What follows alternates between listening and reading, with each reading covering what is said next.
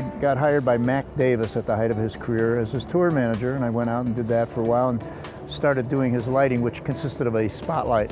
Of course, his fame grew and his popularity grew. He added a band, came to me. He said, I need to hire a lighting man. I said, well, I do lights. Faked my way into that just for the extra $500 a week or whatever it was. And then he eventually, as he got much more popular, he opened the main showroom in Vegas. Bob Kiernan, who is Sinatra's lighting designer, was hired to design this big production show around Mac. Well, that was way beyond my knowledge. He designed the show and they loaded it in, but interestingly, the night before Mac opened was Sinatra's opening, and Sinatra was very unhappy with his lighting, and therefore we never saw Bob Kiernan again. Well, we saw him again, I shouldn't put it that way, but he did not make it to programming that night, and it was in my lap.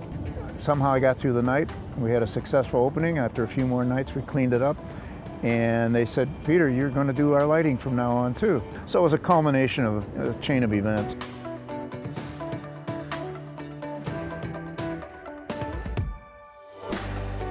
I play with music a lot. I still do that at home.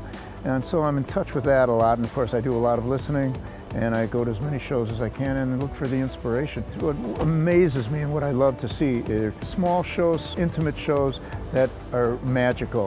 It could be 4 lights. It could be a single performer in a spotlight, but it's the emotion I look for. That gives me inspiration to keep going on this.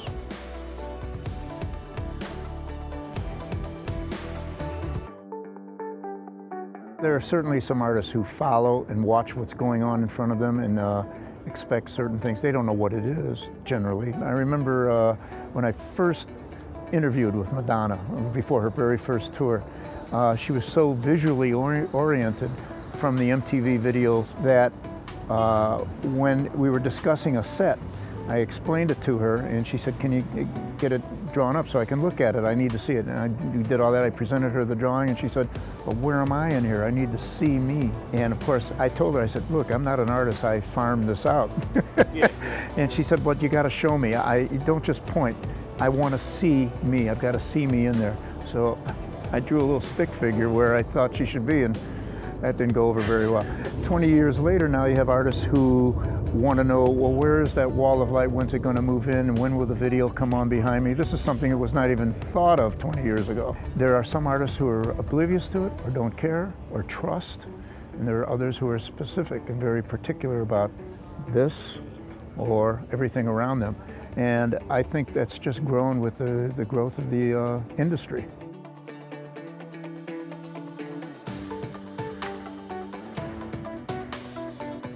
A lot has changed, certainly from the very beginning when it was nothing but conventional lighting.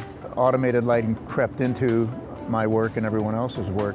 I look back at when I was doing shows here in Vegas, which were, again, 100% analog, conventional lighting, and never dreaming that putting an analog light in a show now is almost, who would do that?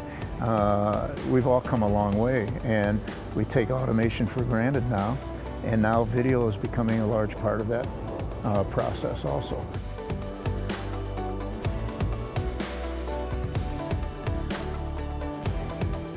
To be honest with you, I think it's persons, and it's the people that I depend on the most. They've had the most influence on my life. I mean, I will sit there with a trusted programmer and he'll understand what it is I want. I'll be damned if I know how to produce that. I just know what I want. I'd say the greatest influence I've had is the set designers who create the package within which we're working, and programmers who take my harebrained ideas and make them reality.